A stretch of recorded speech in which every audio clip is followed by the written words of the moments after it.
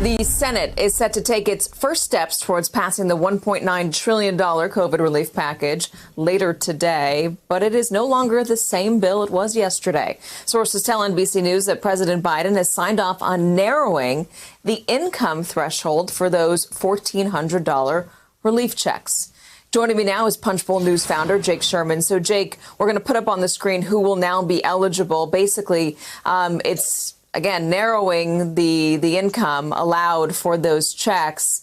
Why did Senate Democrats decide to do this? Because Joe Manchin runs the Senate, Katie, and that's the reality of today's government. That's the reality of the 50-50 barely majority that Chuck Schumer has. And any change, there were just some clamoring, which we detailed at Punchbowl News yesterday, from the moderate wing of the Democratic Party to tighten up some of these stimulus payments. There was a separate push on unemployment insurance and lowering the weekly enhanced unemployment benefit from $400 to $300. That did not happen.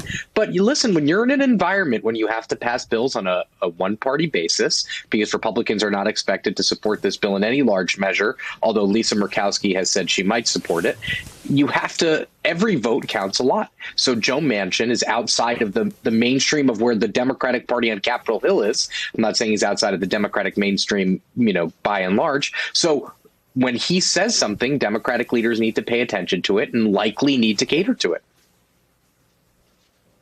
Was Joe Manchin going to withhold his vote on this if that change was not made?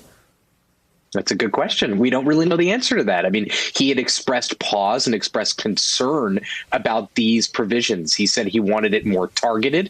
He in many conversations with reporters had all sorts of complaints and tinkers he wanted made to the bill, but you can't take that risk. And I'm sure he did have conversations with Chuck Schumer and the White House behind the scenes on changing parts of the bill. And that's what happened here. And listen, from our conversations, I was just down at a House vote a couple minutes ago. The Democrats in the House of Representatives, leading Democrats, including Nancy Pelosi, don't seem particularly worked up about this change. The guts of the bill, Katie, are still in place. This is still a large $1.9 trillion bill with checks, state and local aid, vaccine money, all sorts of provisions that Democrats have been hoping for. So in the grand scheme of things, it's important to keep in mind that this change is relatively minor. So there's no progressives in the House who might say, no, I'm not going to vote for this. There's nobody else who might throw this thing into doubt over this narrowing. Do not think so. The early signs that we've gotten did not show any specific or any real vibrant anger, so to speak. But listen, there's a long way, Katie. So once the bill hits the floor, it goes to 20 hours of debate, amendments, and then what we call a vote-a-rama, kind of unlimited votes on this legislation. So it could change further. So we'll have to see next week when it ends up back in the House of Representatives. So I think there could be changes that could scare some progressives, but there might not be. And I think the overarching goal here, Katie, the thing that I hear the most and we hear the most on Capitol Hill is that they want a large scale COVID relief bill and they want it now. And Joe Biden gave himself until the 14th of this month, which is 11 days from today, to get this bill done next Sunday, a week from this Sunday. And so there's not a ton of time to waste. So you brought up Lisa Murkowski maybe signing on to this. I wonder, was this Joe Manchin push an effort to get someone like her to say yes to this? I mean, I hadn't heard Murkowski's name brought up in surrounding this bill yet. You were the first to tell me, Jake Sherman.